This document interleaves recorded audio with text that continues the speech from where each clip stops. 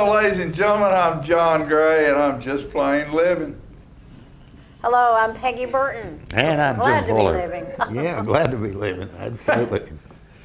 Plain living, And glad to be beautifully living. living, and glad to be living. Exactly. Exactly. Thanksgiving. You know, and I'm not. We're not going to talk about this on the air, but I just wonder if I heard what Julia said to us right before we got there. No, you didn't hear that. I didn't hear that right, did I? No. No. Yeah. Okay. All right. Okay. If you only If knew you only knew. You only knew. how much fun we have before the camera goes on. Yeah, that's right. That's right. All thanks to Julia. I know. She's our inspiration. She's our little spark of, she's a smile getter. Just smile getter, you're right, and that's good. We all Smile need that. catcher. She brings them out, Thanksgiving, everybody have a good Thanksgiving? I believe I did. I really did. With a bunch? With a bunch. Bunch of people that are family, but, kind of scattered Oh, yeah. hither and there. Yeah. Yeah. Yeah. Did you get it done, Mr. Fuller? Yeah, we did it on Saturday, though. Saturday? instead of Thursday, yeah. Well, a lot of people, there's a lot of, Thanksgiving's pretty much all weekend long. Yeah. Yeah. Because there's a lot of people travel for Thanksgiving, and when some people maybe come back into town, I know they used to have Hell Night downtown. I don't know whether they still do that or I think they do, but where all the kids that come in for college and stuff Yeah. all get together, and so people come home and they're visiting mom and dad. Then they might spend some time with other friends and stuff. So it's a good weekend. It is a great weekend, and we need to have a weekend like that Every I weekend. think we We need to finally be always thankful. got smart enough to realize that our children and grandchildren have to do two of these, Right. and so it's kind of crazy to do them both on the same day. I know, it doesn't make sense. Yeah, it doesn't make sense. Number one, Nancy, I think, got tired of cooking all day. Yeah. And nobody's hungry when they get Right. there, so now we do it on a different day. Well, That and makes sense. Thanksgiving that's difficult, but Christmas is the most difficult of that because Yeah, all the probably so. grandparents want to see the grandkids open up their Christmas presents. That's You can't true. do that twice. You can't Right. do it You twice. can eat twice. As Yeah. a general rule, young parents especially want to do that at their own home, so their children. And I think can- they should. I think they should too. Yeah, I think they should too. I've tried to never put those kind of demands on my family. Well, number one, because they were never there. Right. Always somewhere else. Yeah, I'm thinking young couples, there comes a point where you have to say that, okay, it's nice to go to this grandparents and that grandparents or whatever, but, Christmas, when you have children, you need to start building your own Yeah, traditions. you at your do. own You home really if do. You can, so, Do you And all have- everybody else has to wait. yeah. Just have to wait. Did you Yeah. have special traditions growing up with Jacob? Just normal stuff. We would. Nothing normal about It you, was John difficult Gray. because at the time Jacob was growing up, John was still growing up. Yeah, I know. And John was still I growing Grew up. up with Jacob. Right. I'm never yeah. growing up. Right. I'm just going to grow old, but I'm Yeah. never growing up. Right. All right, that sounds good. Right. I'll be old, but I'll appear that way. My body might be that Right. way. My head's never going to be. Never. Never, ever. No, we had things and that my mom and dad expected, and it's to live in the same town with both grandparents. Yeah, it's pretty handy. And some that have family traditions that are over 100 years old, that you gotta participate or expected to participate in. That's just what you do. For years and years after we moved from the military to this kind of life, whatever this is, we would go to Fun. Florida every Thanksgiving so that we could just relax and be just with our children. And that was kind of fun. Yeah. I miss And it, a yeah. lot of people do that for Christmas too. Yeah. Where are you going to Christmas? Chevy Chase, let's go to Florida. Yeah. Yeah. Have Christmas in Florida. Let's go to Vegas and go to the Sahara. Have Christmas at a Keno table. Right.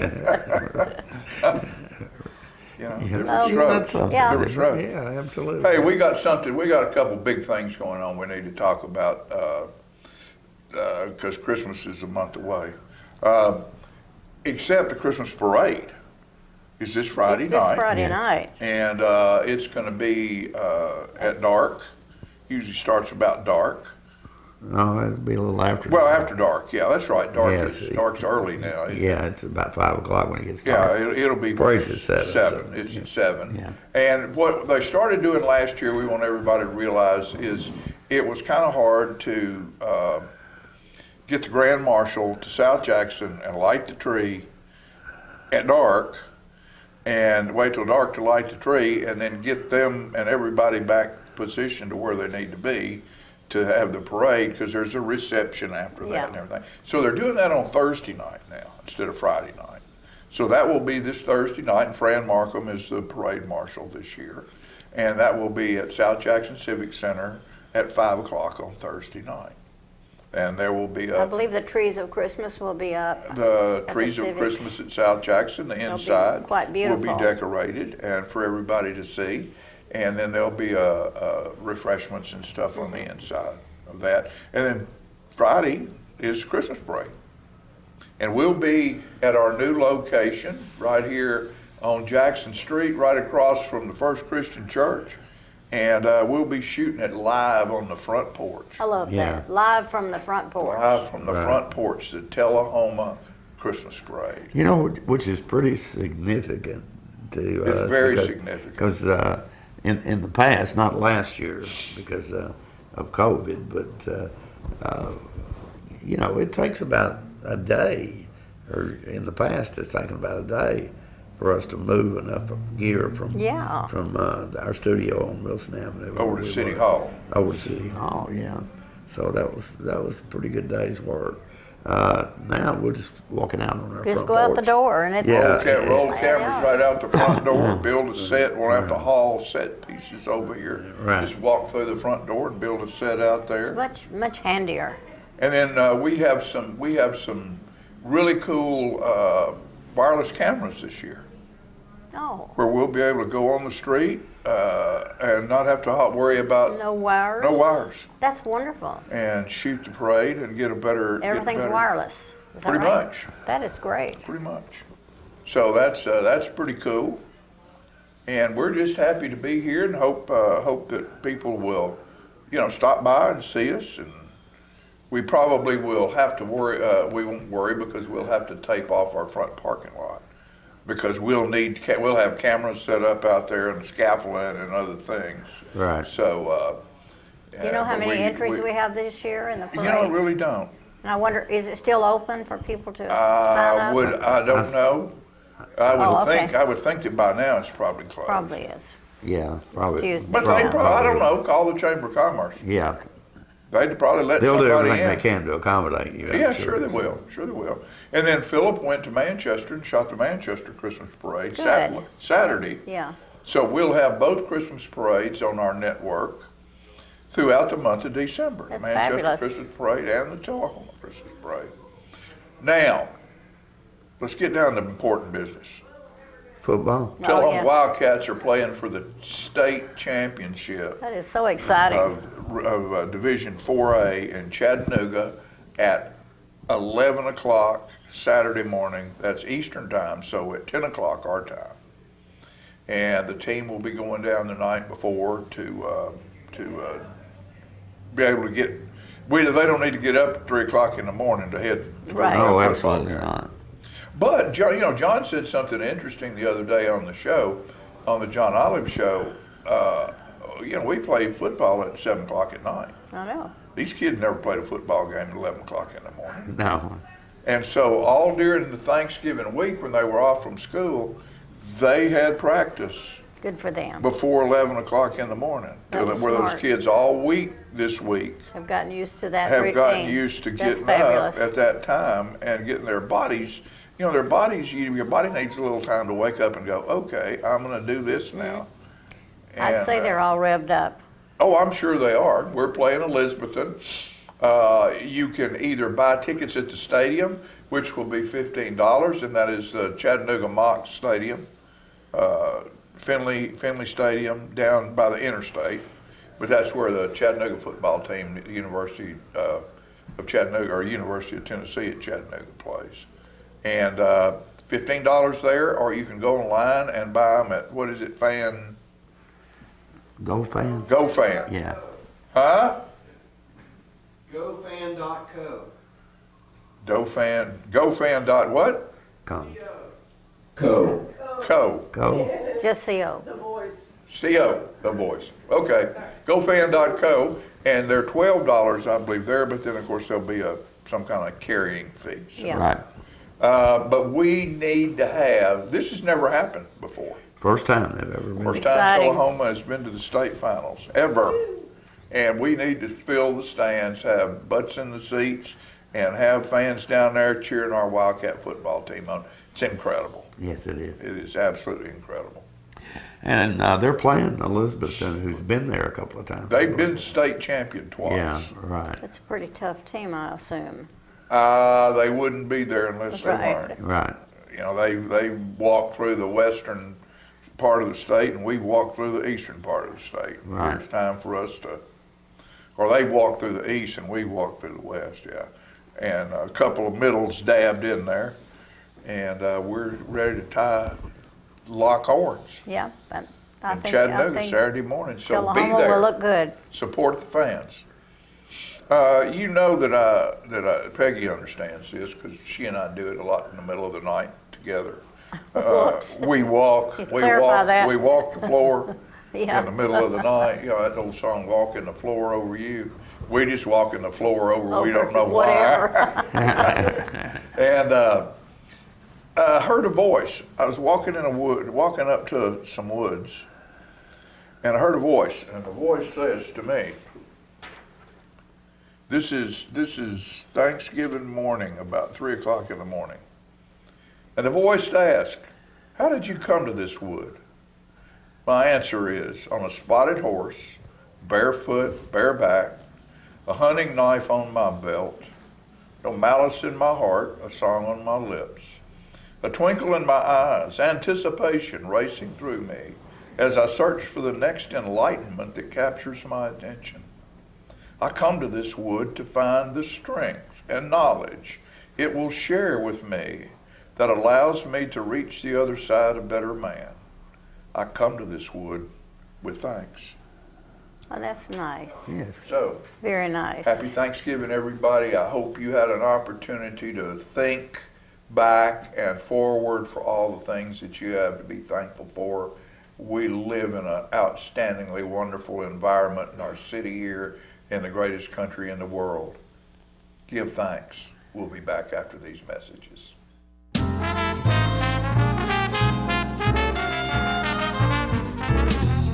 Whoa, that was a rough landing. Ho, ho, ho, ho, ho. Boy, sure is warm and cozy in here thanks to Stroups. I think I'll take me a long winter's nap. May you rejoice in the perfect gift, our Savior, Jesus Christ, the perfect joy, the perfect peace. To all of you, we wish Merry Christmas. Partners for Healing provides medical care to the working uninsured of Coffee, Franklin, and Moore counties. We are in Tullahoma from 8 to 5, Monday through Thursdays, and in Manchester on Fridays from 8 to 12. We provide primary medical care and offer an in-house disease management program. My name is Rosie Mitchell, and I would just like to say I am blessed to have partners in my life. Please call 455-5014 for more information. Thank you for being one of our Partners for Healing. Hello, this is Janie Price. When my husband Ray Price would tour across the country, his favorite place to dine was Cracker Barrel Old Country Store locations. His favorite thing to order was the Uncle Herschel. And the beauty of it all is forever. You'll be holding me too. I miss Ray dearly, and I'm so proud that his last album, Beauty Is the Final Sessions, is available at his favorite restaurant. A love affair to remember. The project includes a duet with Martina McBride and harmony vocals from Vince Gill. Ray believed this to be the best recording he had ever made. Oh, I wish I was 18 again. I think you'll agree when you pick up your copy of Beauty Is the Final Sessions at a Cracker Barrel Old Country Store location near you or at crackerbarrel.com.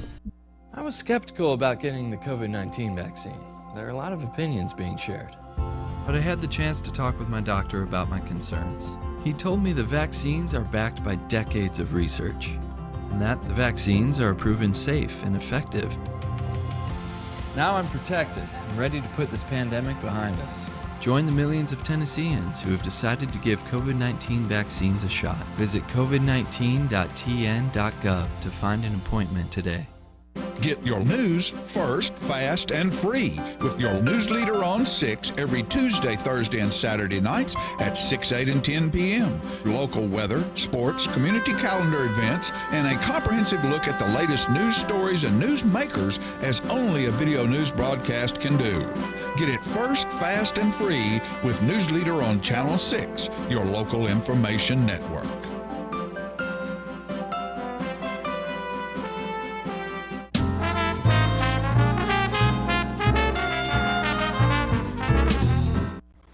Welcome back, ladies and gentlemen. We're pleased to have joining us on the set right now.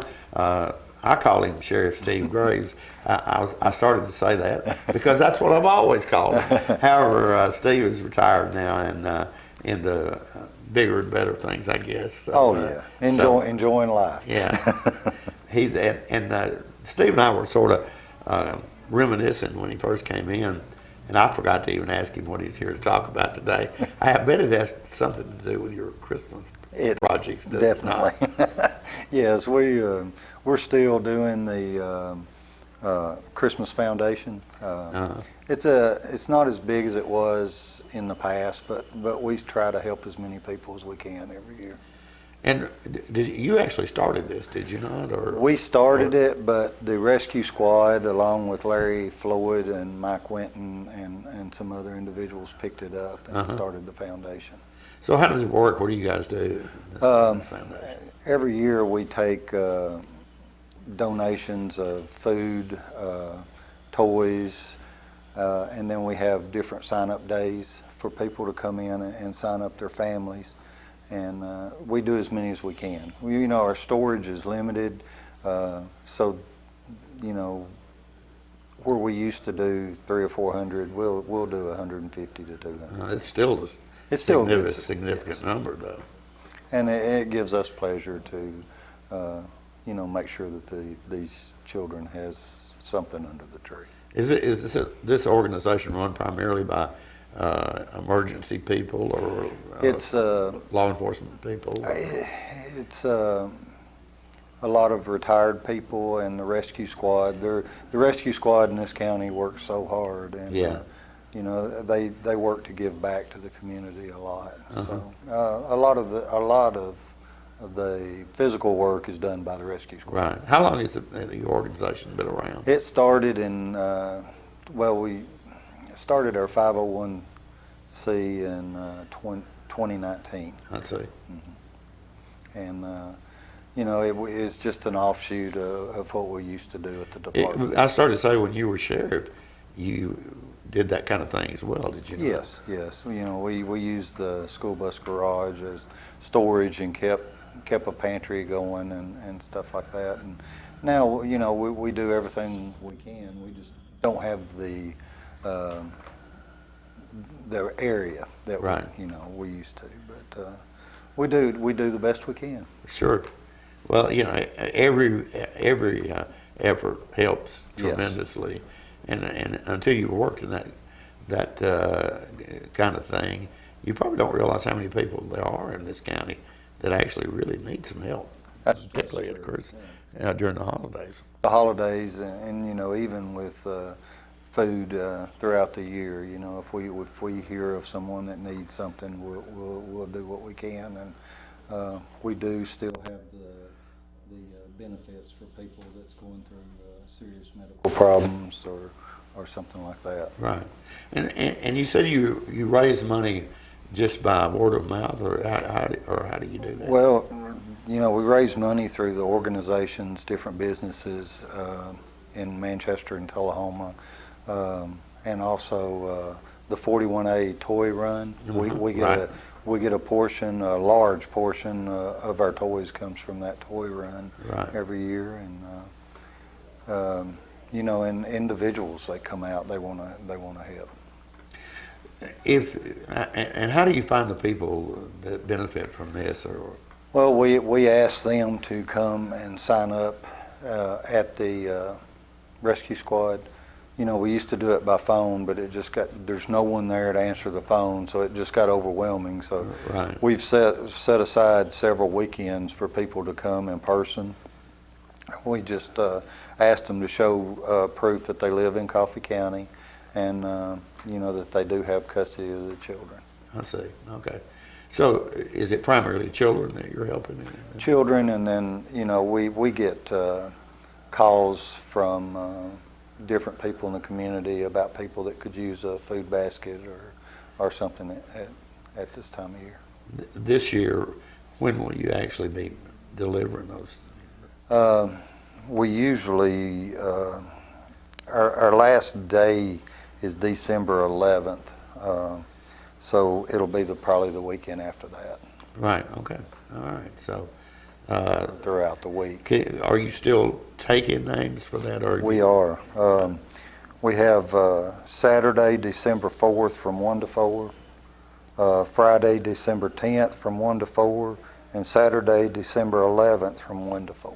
Okay. That we're taking names, and we're accepting food and toys. Right. And you say you'll probably be able to help about 150. Yeah. We don't like to put a number to it because Sure. we never know, you know, from year to year how many donations we're going to get, and we'll do everything we can to Right. take care of everybody that needs. Great program, Steve, and it's great to see you're still out there and I- involved in that kind of thing. Are you staying pretty busy since you're not sheriff anymore? I am staying very busy. I finally talked my wife into retiring, and we were planning on fishing and enjoying life, and maybe we'll get to that later, but we stayed too busy. Your wife was a teacher for She many was years. a wasn't teacher for 38 years. Yeah. Yes. And, you know, with our family, we seem to embrace the teaching side of town. I've got a son, a daughter, a wife, and a son-in-law that are teachers. So. No kidding. No kidding.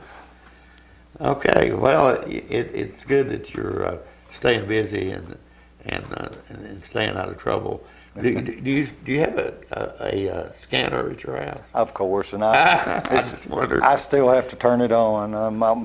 My wife, sometimes she'll come through when I'm listening real intense, and she'll shut it off. She said, "There's nothing. You leave it alone." Yeah, right. And I understand. Right.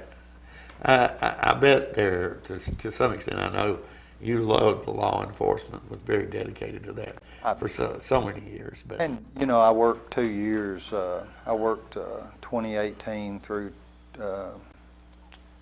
2020 in Nashville, and I learned a lot. I worked with a lot of good people in Nashville, a lot of the Nashville officers and officers from Cheatham County and different counties, and you know, I learned that you can still learn even though Yeah. you've been in it for 30-something years. So I really enjoyed working in Nashville, but I didn't enjoy the traffic. yeah, I bet. Did you realize that maybe law enforcement is different in Davidson County or some of these other counties than it is in Coffee County? Definitely, yes, definitely. And you know, I really enjoyed meeting the different people. I mean, you know, what we do here in Coffee County and what Cheatham County and Dixon County and Davidson County does is totally opposite, you know. Yeah. And like I said, I learned a lot from these people. Okay, all right.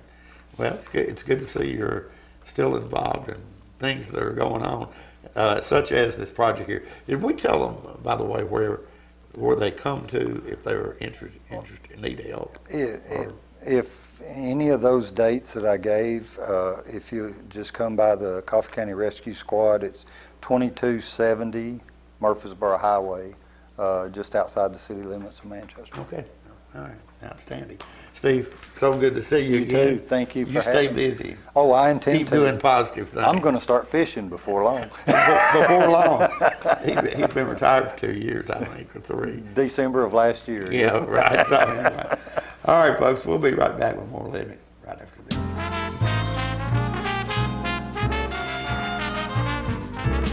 Clayton's has been Tullahoma's shoe store for over 120 years, and Florence Hall continues that tradition today. We're the only shoe store in town that starts with measuring your foot to make sure you get the perfect fit in a quality shoe. That includes narrow through wide widths for men, women, and children. Clayton Shoes, the family shoe store you'll love. We're gonna fit your style. We're gonna make you smile. Service and quality at Clayton Shoe Store. We're gonna fit your style. My husband was diagnosed with a spinal infection. He lost his ability to swallow and the movement of his legs. I couldn't turn over in bed, I couldn't walk, I couldn't eat. They were just wonderful in the treatment and care they gave my husband. I regained my mobility where I was able to go home. It is miraculous. Let us champion your recovery. Life Care Center of Tullahoma. Get your news first, fast, and free with your news leader on 6 every Tuesday, Thursday, and Saturday nights at 6, 8, and 10 p.m. Local weather, sports, community calendar events, and a comprehensive look at the latest news stories and news makers as only a video news broadcast can do. Get it first, fast, and free with News Leader on Channel 6, your local information network.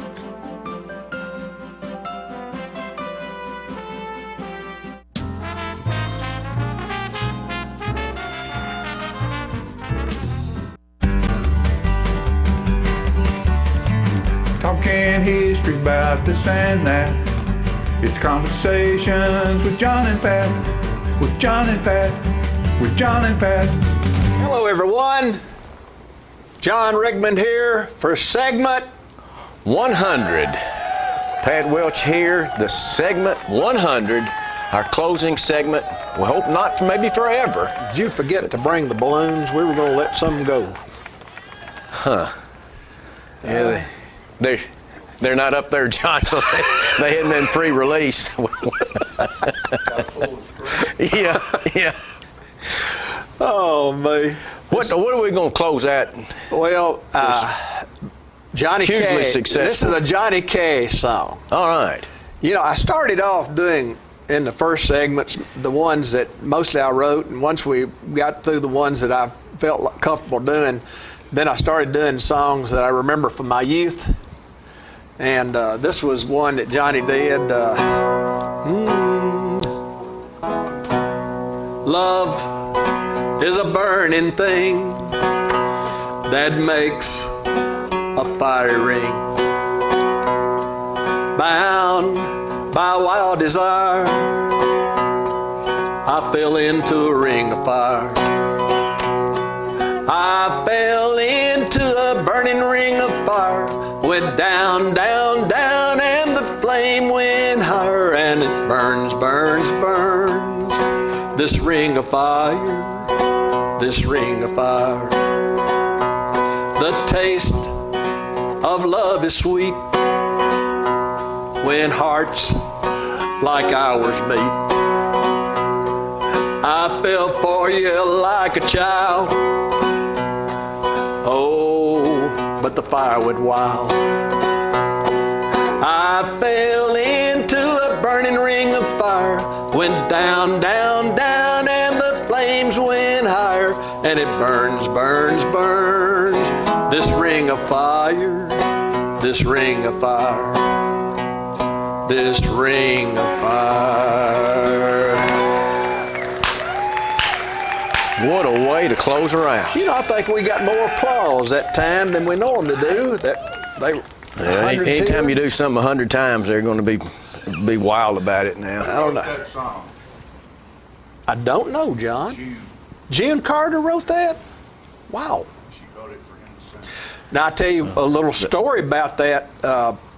You're so all-knowing, John. You know so darn much. That brings us back to segment 5 when I was accused of, in a piece of frustration by Mr. Rickman, said, I'm kidding you think about you know that. everything. I'm kidding about that. I didn't know June wrote that, but Johnny Cash had a hit on that song, and he was to play on the Opry, and he was wanting to bring trumpets in when the instrumentation come, and the Opry didn't want him to do that. I don't know if whatever resolved. Maybe it didn't come. Maybe it didn't perform on the Opry. But I know that they wanted to keep traditional sound, which trumpets had never been a part of the Grand Ole Opry. Now, see, John, that's a perfect example of how we've lasted to 100. Management chips in something that we don't know about, and you can expound on it. You know, for the most part, management has sat back and sort of let us have it. Now on this 100th, he feels like he can sort of inch his way in and take part of this conversation. We'll be having a chair right here next time. I'm sorry. No, I thought this, John, we appreciate you. We appreciate you allowing us to be on here. Yeah. We got a good topic. Otherwise, we wouldn't be here. We got good topics. What is it, John? I can't remember. Throw a picture up there, Philip, and we'll just start from there. Here we go. Who is that, Pat? Well, the center coach is Coach Bobby Morton. The gentleman to his left is Jack Jolly. And those two would be about the same age. And a little bit older is the gentleman on the right was Tommy Whitaker. And he had coached with a long time with Coach Cooper. Coach Cooper retired after the 1966 football season. And to be honest, I don't know how many people remember this, but Coach Morton he was hired, I believe, as an assistant. Coach Morton and Coach Jolly were originally from Murfreesboro.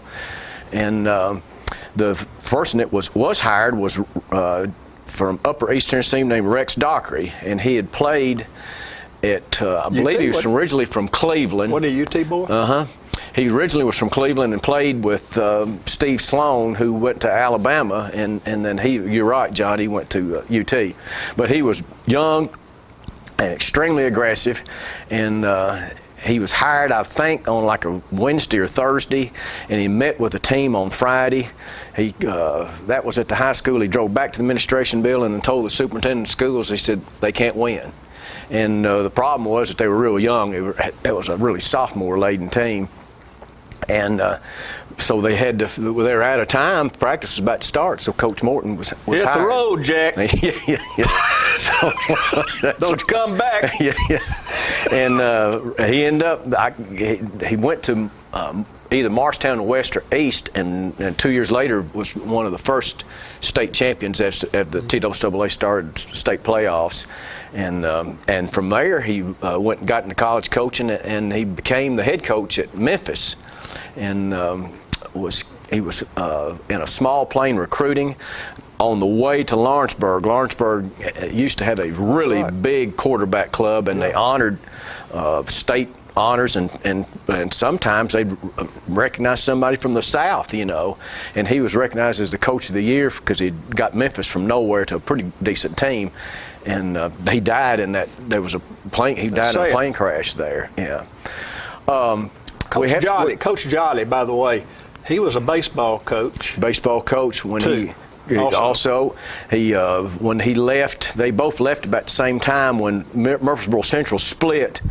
Coach Morton left to become the head coach at Oakland, and Coach Jolly went with him and was the baseball coach at Oakland, and he did a great job there, and the field now is named after him. Coach Jolly, on the other side, was Tommy Whitaker, and he was the girls' basketball coach. Right. And when he played 3-on-3, and we did a segment about that one time. And he had several really good teams. Throw another picture up there, Philip.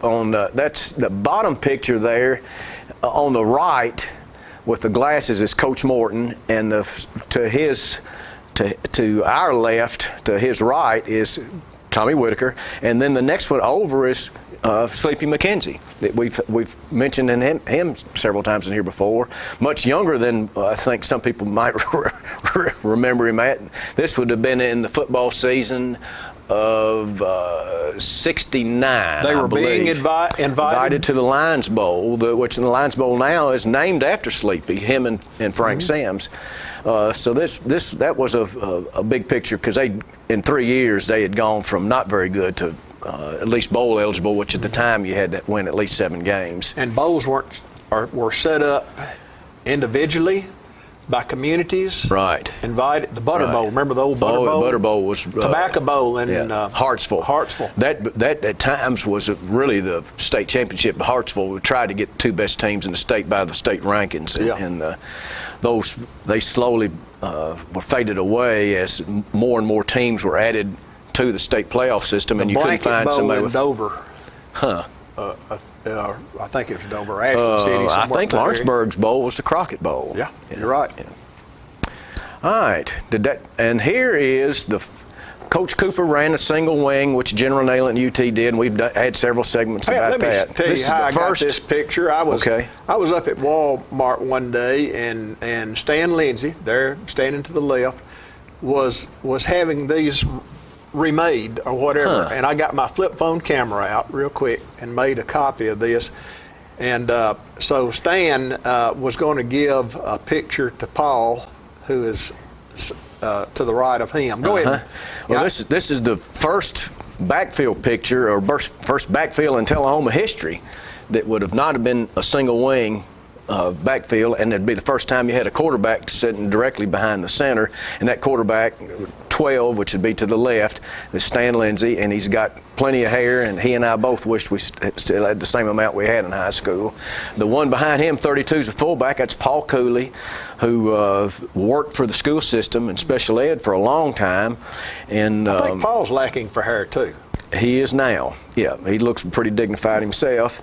He was a sophomore and ended up being a great player, and got a scholarship to Austin Peay and played there. Behind him is Dave Penzola, who was a basketball player too. He was a really good athlete. And then the wingback to the right is Rick Moore, attorney in town, and he went on to that spring won the state hurdles championship, won Coach Carden's first individual track champion. So that's a pretty. Why were people moving away from the single wing, Pat? Well, the passing game is easier from a quarterback spot, and Tennessee particularly started losing players like Steve Sloan that we mentioned. Steve Spurrier was another one that they were close to. Steve Sloan was from from Cleveland, and Steve Spurrier was from Johnson City, and they both left so that they could be quarterbacks. And single wing just didn't give them the opportunity to display. To throw. It was a tailback-oriented very offense, and the quarterback would take the ball many times, turn, pitch to the halfback, and and the quarterback was lined up sideways. Management, Mr. Gray was what they call a blocking back. Some people call it quarterback, but it was really just a glorified pulling guard, basically. Pretty dadgum good offense, though. Right, it was. You know? Yeah. And when Coach Cooper had good players, they won plenty of games with it. And when Coach Nalen had plenty of good players, they had plenty. But it became, people thought it was old and time to change, and Knoxville changed and Tullahoma changed. I always think about, like in track, you have the Western roll, where people used to go over the front, over the bar, and then later on they did the Fosbury flop, and over on the back side, going over with their back. And there it became standard to do the Fosbury. The flop. Right, and that change would have been during Coach Cooper or Coach Carden's time at the high school. Go to that next picture. All right, now we're moving on in time in this portion right here. About 20-something years later. This would have been in '87, and the '87 team, I wish we'd had time to talk more about it in an individual segment, but they're really the best team probably that Tullahoma's had, in that they made it to the semifinals of the state playoffs. In the last 4, they were beaten by Jefferson County in the semis at Jefferson County, and a tremendous crowd from Tullahoma went over there. And Tullahoma had Maurice Shaw was a senior that year, and he gained 2,900 yards and broke Frank Mullins' all-time rushing record. And there were 2 juniors on that team that played in the NFL, Antonio London and Steve Matthews. Jefferson County had a linebacker named Todd Collins that played for the Patriots. So one high school game had 3 future NFL players in it at the same time. I don't know if you'd be hard-pressed to find another game that had that kind of talent. But I thought something that's neat to kind of point out today. That team was coached by Joe Gaddis, who left after that year to go to Oak Ridge. And but a great example, I think, if somebody wants to play high school football and he makes up his mind early enough and works hard enough, he can, just about anybody can participate. The kicker is Greg Alexander there, and Greg had a genetic eye disease that by this time he's legally blind. And I've talked to him, and he said that it was like looking, at that time in his life, it was like looking through a donut. He could see things at a distance through the middle, but there was a circle around the middle that was kind of hazy and kind of dark. And once if he got him lined up with the goalpost, he could see through the middle of the donut. He could see the goalpost, but the surrounding stuff he could not see. Put that back up one more time, Philip. We got to talk about one more man. The holder is my buddy Darrell Welch, spelled with a C, bless his heart. And he would have gone to high school at about 100 pounds, and he was Joe Gaddis' manager. And finally, Darrell begged him to let him play, and he said when he first got his equipment for the first time in spring or whenever he was going to let him play, he said he thought his equipment weighed more than he did. But he became the holder, and he was the holder for all the extra points and field goals. And Greg, Coach Gaddis, there was a Kaywood. Mike Kaywood was the kicker that you knew was close to Tom. It was his son. He was a normal kicker, but when they had a good lead, and in that game, that was a homecoming game against Lawrenceburg. I think they were 47. I think it's 47-7 at the time, and that'd be a time when he let Greg kick about 7 or 8 extra points during the year. And I thought that's a great story. That 2 people that can participate. And we can finish it with one other thing on Darrell. Go ahead, Pat. This is a great story. This is a good one to end on. Darrell Welch and the Alexander boys done well. Oh, yeah. In their adult years. Yeah. We're proud of them. Yeah, very similar to you and I, John. But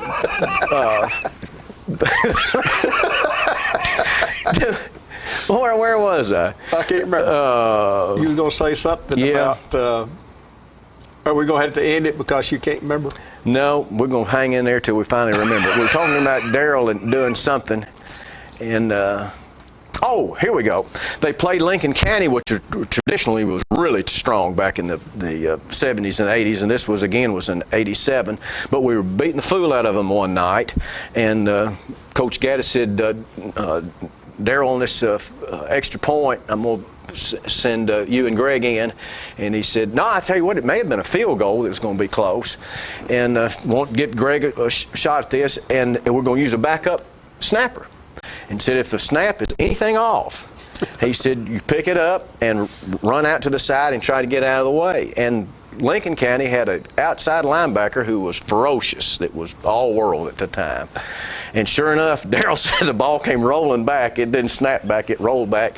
He picked it up. Poor Greg can't see him, so he swings through like Charlie Brown, about to kill himself. And Darrell picked up and went out to the side, and he got it almost to the sideline. And that good player popped him. And all 126 pounds went airborne. He said he landed in the first lane of the track and ended in the 6th lane. And when he came back, he said that people on our sidelines was really tore up about it, that our buddy, the little guy, is getting beat up.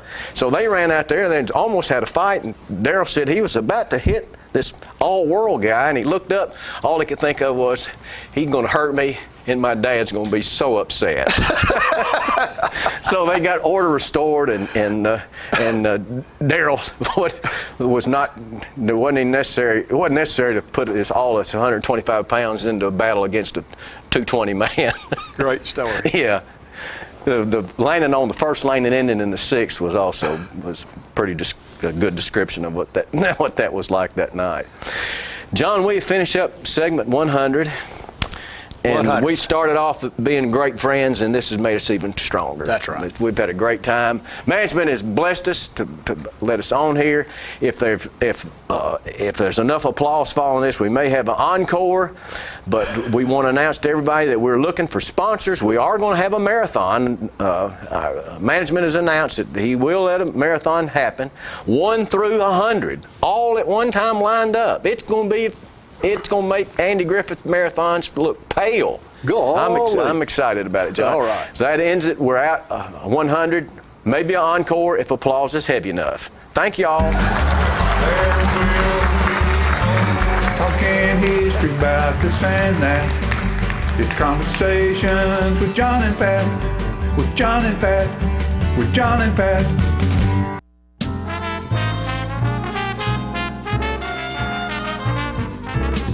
The Bookshelf in Tullahoma is the fundraising arm of the Coffee County Literacy Council. Since 1988, the Literacy Council's goal and purpose has been to support and promote adult basic education in Coffee County. We enable individuals to complete their high school equivalency exam, which helps them get better jobs or continue into higher education. The Bookshelf at 114 Southwest Atlantic Street in Tullahoma is where we sell used books, which are donated to us by the community. Come see us, bring your books to donate, and join us as you find every genre of books that you can imagine. MacArthur Manor Assisted Living is passionate about creating better experiences for our Manchester seniors. Our residents describe us in a few words. Welcoming.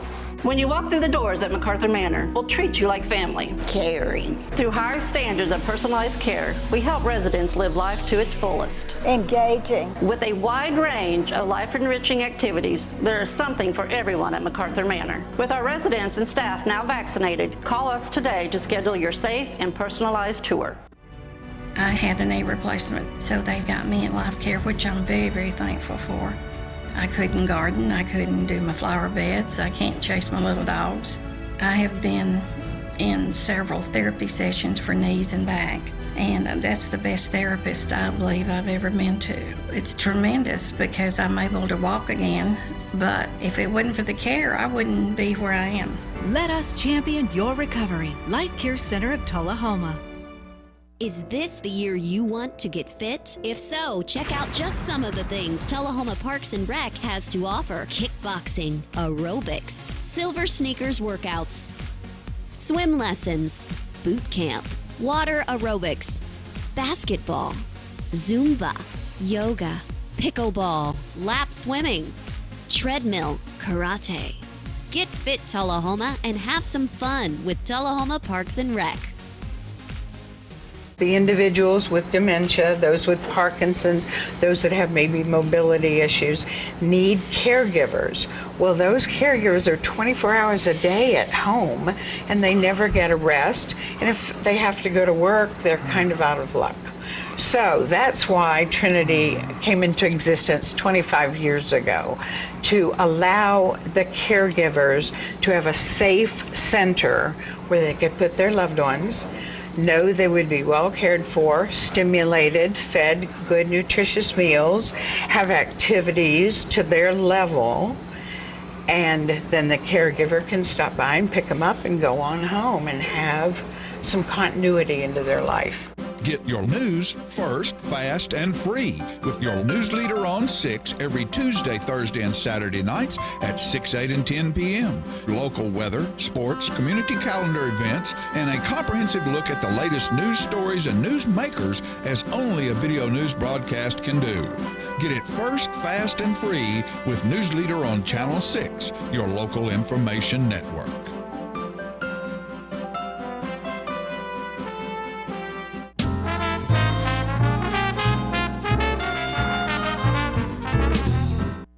You know, folks, there's a couple of things, probably a couple of hundred things or more, that happen when you have an extremely good football team. Particularly a winning football team like Tullahoma has right now, with these young men who are, 12 last year, 14 this year, that's 26-1. Pretty good record right there. And the guy who's behind all of it is the head coach and athletic director, John Olive. Now, granted, John will not and should not take all of the acclaim. He's one that shares the wealth very well. And but what's interesting is how he got here. And with this all happening, we just happened to go out in the community and find the guy who was responsible for bringing John Olive to Tullahoma, and he came to visit us on the Fifth Quarter show this last Saturday. Let's take a peek at that. Playing NBA one night, and I forget what that famous football coach at NBA was there for 20, 30 years. Coach Owen. Tommy Owen, yeah.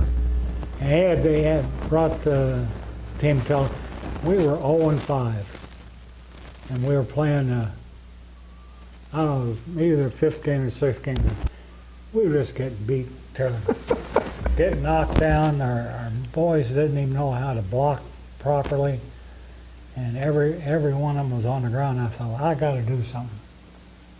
So I started talking to people around the state as to who were the good coaches to look at. And so I had a list of about 17, 18 names. And I had one right at the top. And so called to see if he'd be interested in the interview. He was hesitant, but he so we met with the boy at a motel in Athens, Tennessee, and interviewed him. Was it Athens? It was Athens, Holiday Inn Express. And I took J. Patrick Welsh with me. Oh, by the way, and he's over here hiding in the corner. Mr. High Tech Welch is over here. School board chairman. I felt like I needed somebody in the community that want to get started with a booster club and get things going that way. So we interviewed for about 4 or 5 hours. And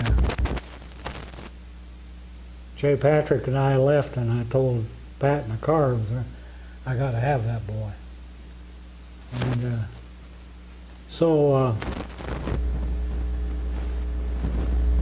called and offered him a job, and he wanted to think about it a while. And they wanted, what'd you do, go on vacation? State championships were coming up. Well, okay, we agreed to meet again at Trenton, Georgia. Yes. And I forget what was that? I had, my grandmother had passed away, so we met there in Trenton as I was coming back up out of Alabama. And, but I had come over the state championship weekend. I came over and visited here in Tullahoma for a few hours. Cherie and I looking around town and looking at the high school and so forth, and talking some more with Dr. Embry. And that's another story that is interesting to tell. Jim Pearson and Mr. Moore. Cousy Moore. Cousy Moore. Well, we're trying to find out who I was talking to and who was coming. And they were cruising the parking lot every day, seeing if there's any out-of-town cars. And they went by, and there was a car there from Blount County. And they called up Maryville High School and said, want to talk to John Olive. Well, he's not here to imagine that.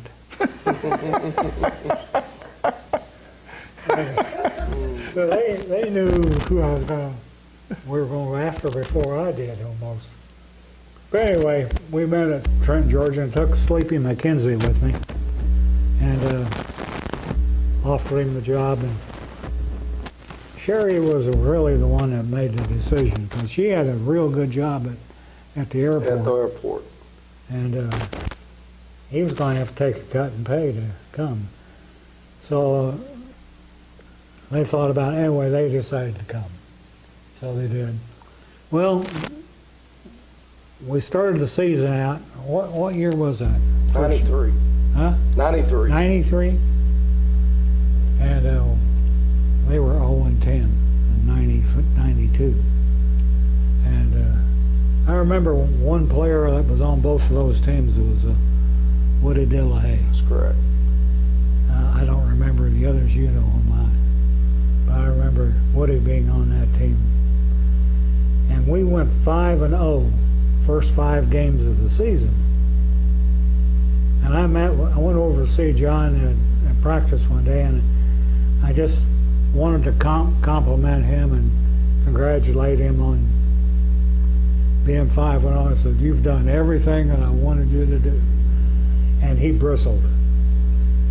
He didn't like what I said, because he was wanting a state championship, and I could tell that from his attitude. But anyway, we went on and had a good season, and 29 years later, we're going to go after a state championship. Just took me a long time to get there.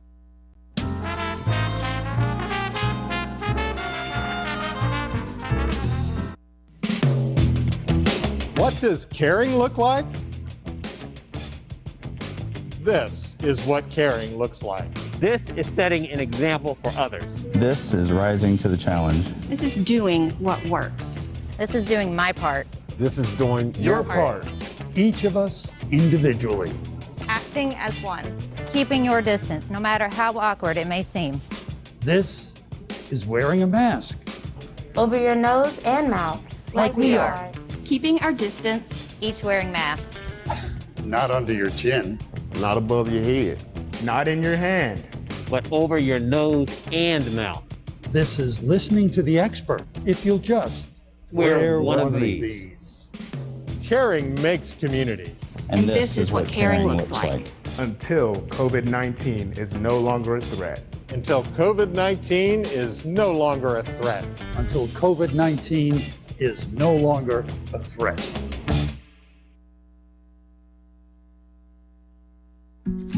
If you want to be a parent, it doesn't matter how you play, what you wear, how you dance, or even what direction life takes you. You just need to be there. You don't have to be perfect to be a perfect parent. Thousands of teens in foster care don't need perfection. They just need you. I feel like we're safe at Parkview. There's somebody on staff all the time. So if you need help, help is there. We are surrounded with people that are looking after us and taking care of us. The staff is wonderful and always available. We feel so safe and secure here. I feel safe at Parkview all the time. How long has it been since you raced a cheetah? Are your tornado creating skills getting rusty? Tired of being the only one in your neighborhood who hasn't built a dinosaur? Sounds like it's time to visit the Hands-On Science Center. The Hands-On Science Center is an indoor science playground. In this museum, please touch is the rule. Join us for weekly science demonstrations on space, lasers, lizards, rocks, and a whole lot more. No two visits are ever the same, so visit often to see our ever-changing exhibits and demonstrations. The Hands-On Science Center, 101 Mitchell Boulevard in Tullahoma. Get your news first, fast, and free with your news leader on 6 every Tuesday, Thursday, and Saturday nights at 6, 8, and 10 p.m. Local weather, sports, community calendar events, and a comprehensive look at the latest news stories and news makers as only a video news broadcast can do. Get it first, fast, and free with News Leader on Channel 6, your local information network.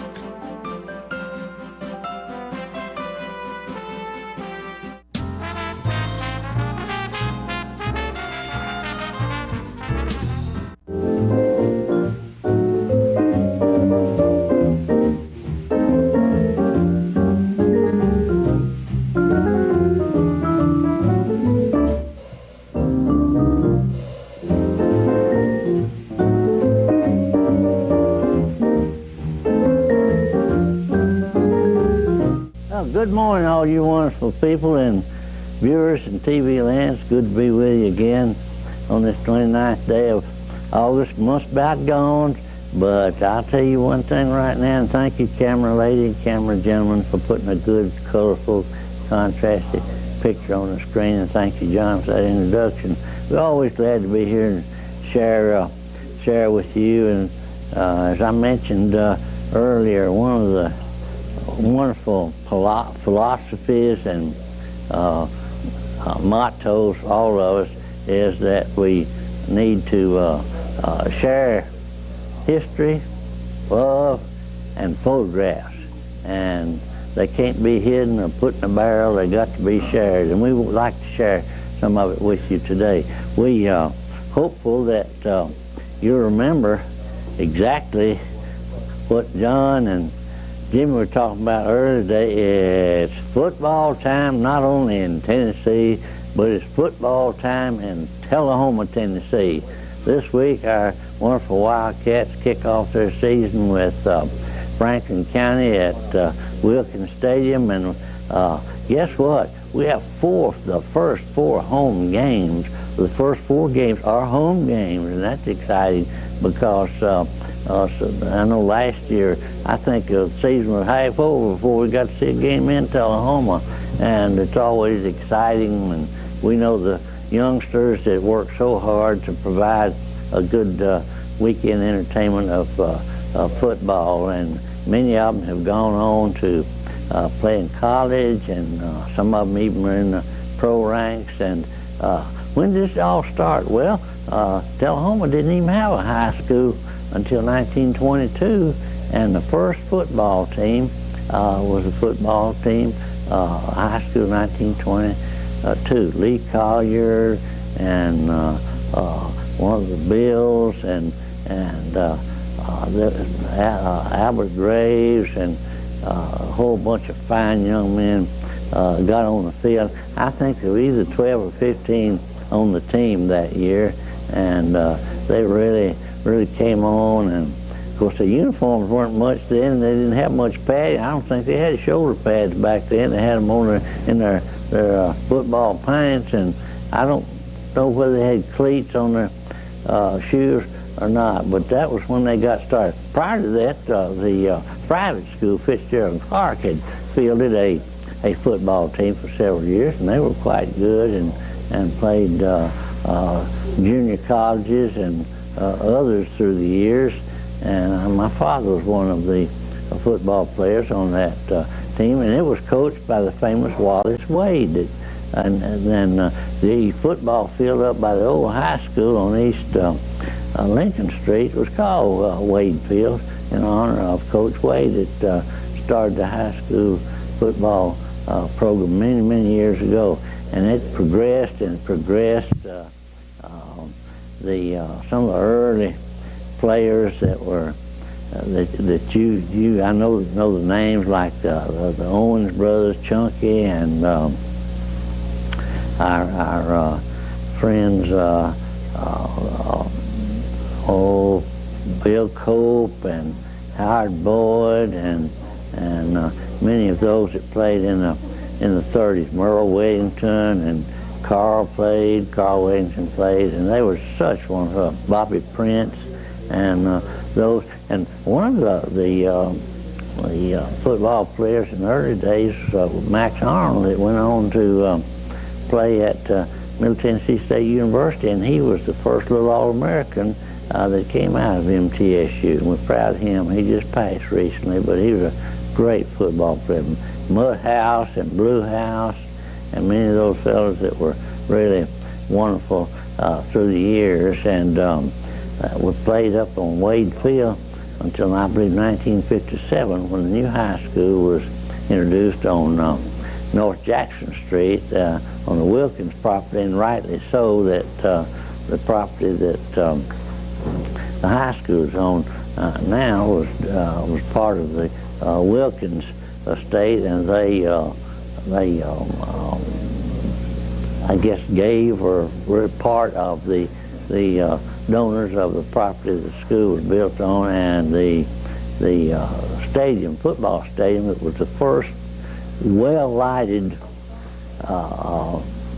high school football stadium in Tennessee. I mean, I know many other schools came to see how the Tullahoma football field was illuminated, and it was really great. Of course, they didn't have lighted stadiums until the late 30s, and they played on Friday afternoons, and the stores were all closed, and the fans would go up to Wade Field. See, they didn't even have bleachers then.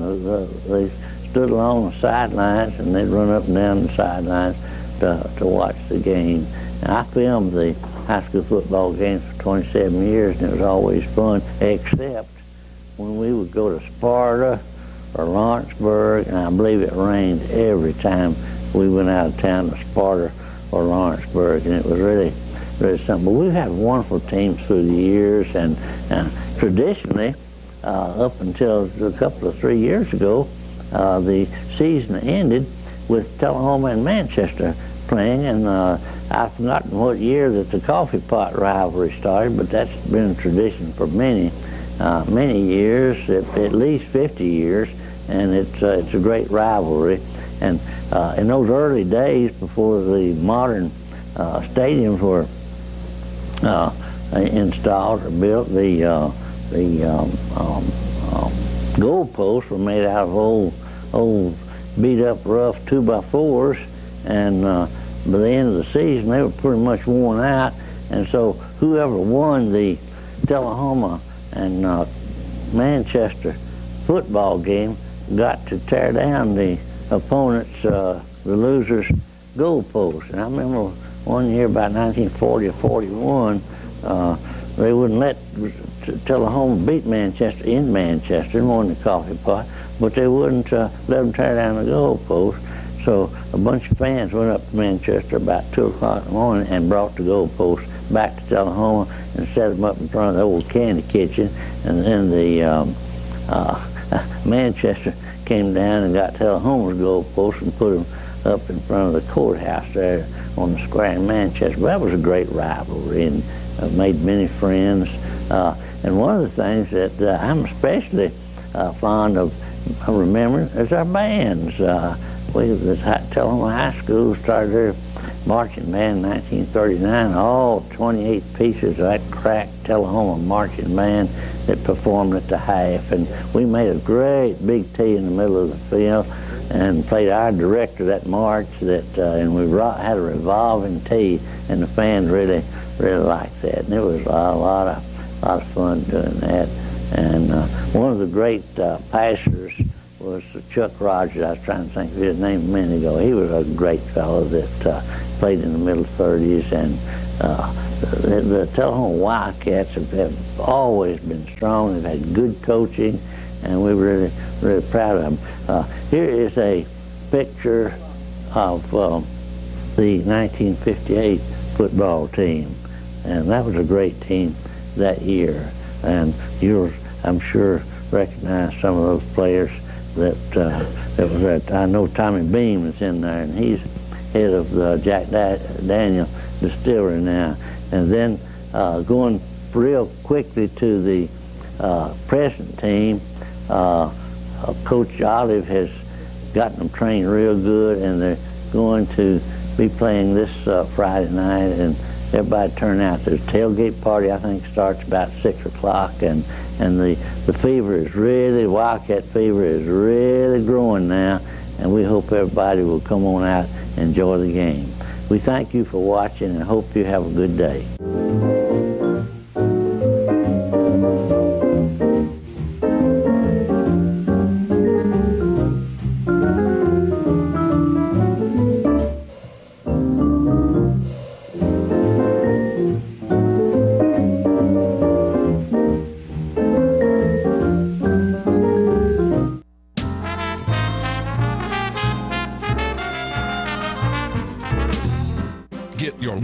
First, fast, and free with your news leader on 6 every Tuesday, Thursday, and Saturday nights at 6, 8, and 10 p.m. Local weather, sports, community calendar events, and a comprehensive look at the latest news stories and news makers as only a video news broadcast can do.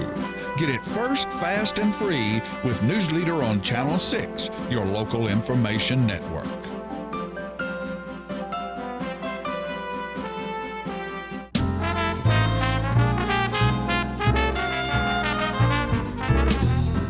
You know, you can tell, ladies and gentlemen, that Christmas time is just around the corner. Well, it's Christmas time right now I because know, the movies it's- are all the Hallmark and Lifetime and all of those movies. All the are, movies, yeah. are Christmas movies Oh, and 24/7. last night I watched A Country Christmas out of Nashville, and there's a lot of great Christmas shows. A lot of fun. You know, I heard that they were singing down at the Life Care to that Christmas show last night. Oh, cool. That some of them I know. Dot, my mother-in-law Dot Couch is down there, and Candy had called to tell Fran that Fran was headed down there and said, said they're singing, they're watching that Nashville Christmas, and they're all singing. There was some And good how stuff much on fun. it. Yeah. But what's happening around here is, we have certain symbols that kick off the start of Christmas. Of course, this week is the Christmas parade this coming Friday night. But earlier, this last week, we had one of the things that, Manchester was last Saturday, but even before that, we had one of the things that we do here at Thanksgiving to start the Christmas season is over in the Caboose Park. There's a tree over there, the Tullahoma tree dedicated to George Orr. Mayor George Orr, Right. and that lighting was last week, and his wife was in attendance, Great. which is wonderful. Do we have any film on And that? Andrew went over. Our man Andrew Todd was on the scene On the scene. downtown. Great. And has some video of that for us, and we'd like to bring that to you now. And we'll come back to this after that video for something else. This is it was Laura's husband, George Orr, who was the mayor of Tullahoma, and a really good guy. And your father and the grandfather, and we're celebrating the tree. This tree started down at Wilkins, at the Wilkins house on Atlantic Street, and the tree died. And so George loved the tree, and Ressa, you used to go and visit the tree, yeah. Every year. Everybody went to see the tree. So this is in honor of George because he wanted the tradition to still be around. And Miss Laura doesn't like to light the tree, so I think Christmas is for children. So she has picked this young man to light the tree. Connor, what's your last name? Robertson. Wow. Yes. And what grade are you in? 7th. And what school do you go to? Homeschool. All right. Is your mom a good teacher? Yes. you know, Christmas is coming too. She's a very good teacher. Okay, very good. All right. Shall we count down from? Shall we count down from 3, 2, 1, and you're gonna get those buttons? No, it's like count from 100. So. Yeah, right, sure. These two. Okay, ready? Say. All right. What you want to what? You want to do it from 10? So let's compromise. Let's go 8.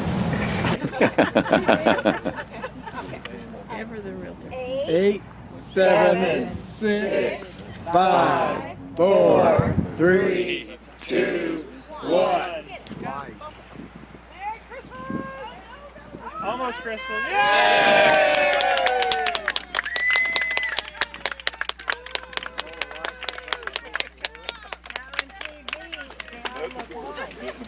Yeah, that's what she said, yeah. See, they got rid of it all over. And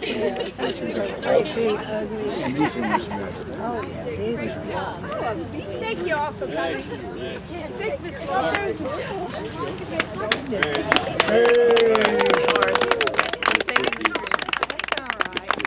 Take care, all right? Great to see you. I love And that. we want to thank Andrew Todd for doing that. And if you noticed, which I'm sure you did, it was hard to see the lights when it was first lit. So Andrew passed by there later on And got another after picture. it was dark and got pictures And of I loved it. It was of it beautiful. lighted in the dark. And that tree is certainly a lot larger than it was when it was put in. And it's very nice to have a tree. See, that used to be Davison Park. Oh, where the caboose is? Well, no, that's right. Davison Park was on the other side of the railroad track. Right. But that might have been part of Davison Park as well. But it used to be a park there where the parking lot is. Yeah. And it had a gazebo there and a lot of things out right in front of couches. where the parking lot is now. handy. And so they had a lot of events downtown. And they had trees planted there, and there was a water fountain there, and a well, and then a there's the gazebo, a band. It was a band. What do you call it? Bandstand. A bandstand where I get military stones there now. Military which is stones there now. wonderful. So it's a great place. And that was the tree lighting. We want to remind you again that Thursday night at 5 o'clock, there will be the tree lighting at South Jackson Civic Center for the Grand Marshal. Right. Miss Fran Markham is the Grand Marshal this year, and then there will be a reception after that inside. And when you go inside, what can they see inside, The Peggy? trees of Christmas up and down the hallways and in the front reception room and probably on the stage. I'm not sure about the stage, but I forgot the number of trees, but it's doubled from last year. Yeah, well, what those are is those are trees that it's a sponsored thing. Right, and people pay to have a tree there, and businesses and nonprofits and folks who want to decorate a tree and for the trees of South and each Jackson. tree will have a theme that's Yes. follows certain And they're themes. beautiful. They're They're beautiful. absolutely I was beautiful amazed trees. last year at how many they had, and this year it's twice that many, maybe. And of course, Fran was down there with Alzheimer's Tennessee, so theirs is purple and orange. Yeah. And so they're themed, and I think the Sundrop people were down there, so theirs have little Sundrop stuff all over it. So it's really a unique thing to go in and see the trees of Christmas at South Jackson. You can do that Thursday and night. I think there's a $5 charge, but if you have a family of 10, they all get in for $20. Yeah, okay. No family is over $20. Very good. So what we have right now waiting on us, speaking about Christmas, is some clips from the Manchester Christmas Parade. Next, making their way in front of the stage, the Coffee County Central High School Marching Red Raider Band.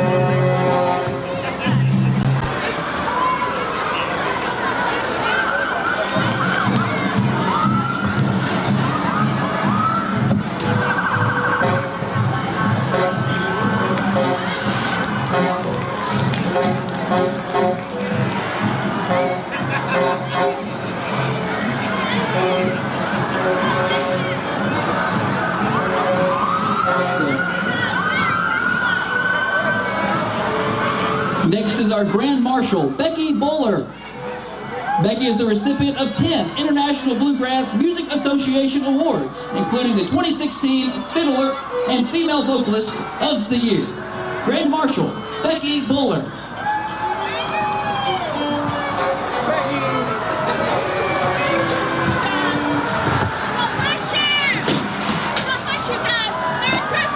Is Manchester Mayor Marilyn Howard,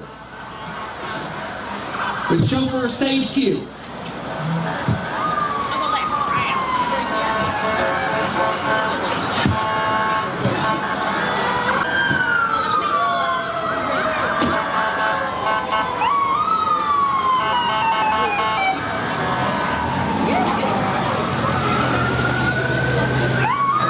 Coffee County Mayor Gary Cordell.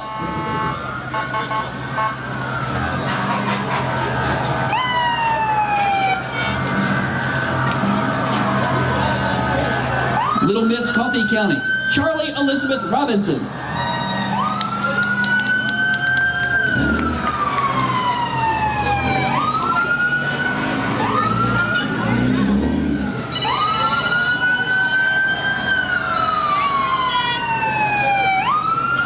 Junior Miss Coffee County, Eliza Carolyn Sudbury.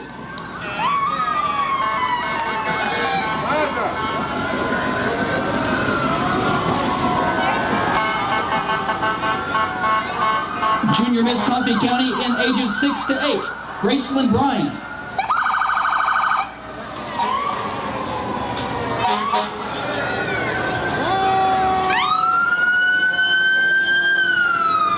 Coffee County Fairest of the Fair, Miss Chandler Carter.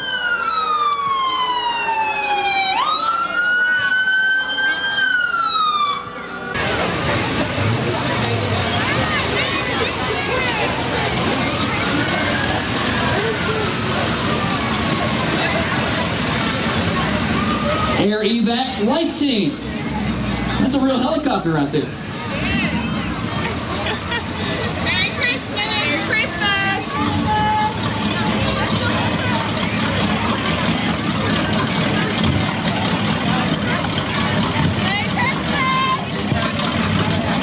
Where do we drop the food off? Where do we drop off the food? Right up here. There's like the white truck right here on the left side. Yeah.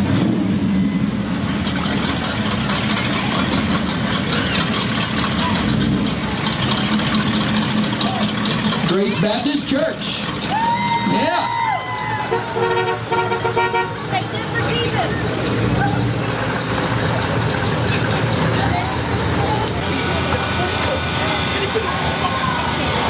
Here comes one of our regular float winners, MacArthur Manor, 3rd place.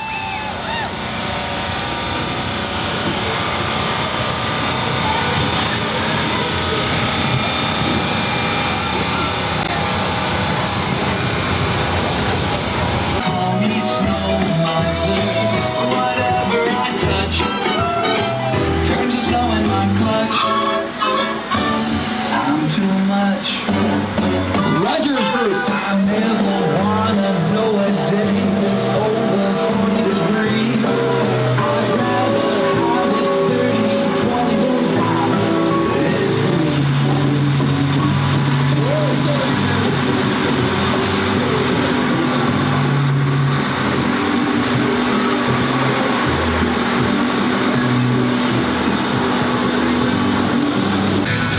The Shriners.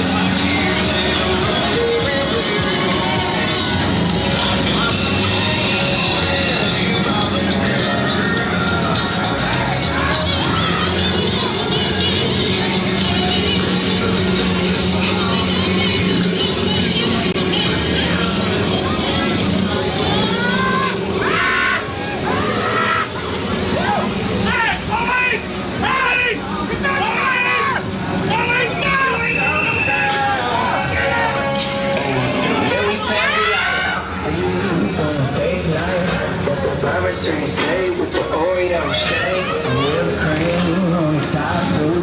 2 fries, 1 shack, but I got you. Bougie like Natty. Sweet and chocolate.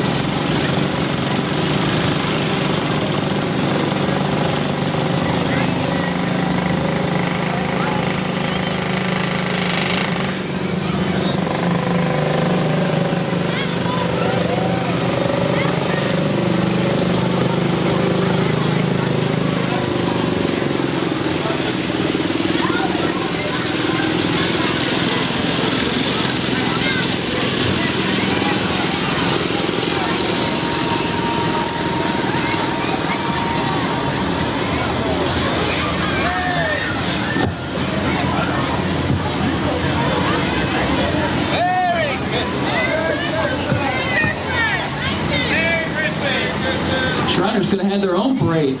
Yeah, there you go.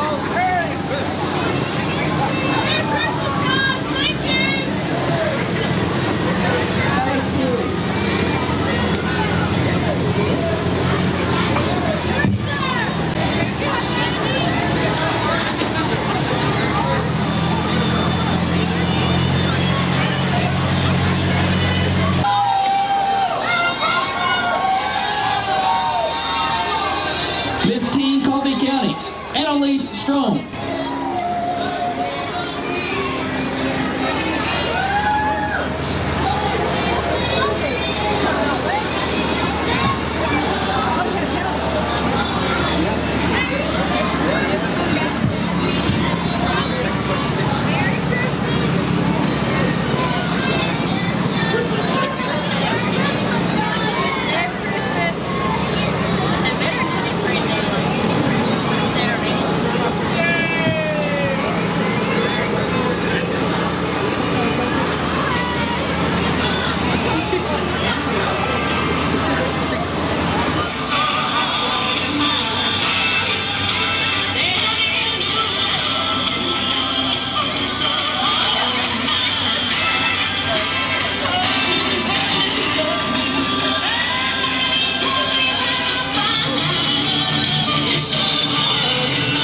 Second place in the large float division, Kasai, North America.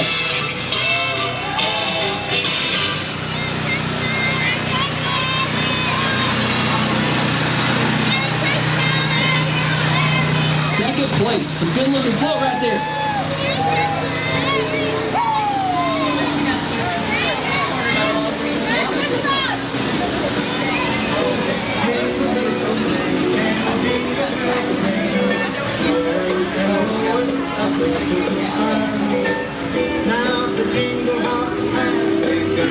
Christian Life Church.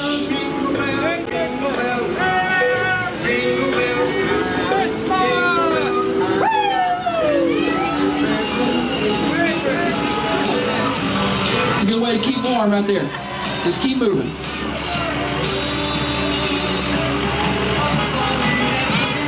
Third place in the large float division, Judd Matheny, candidate for Coffee County Mayor.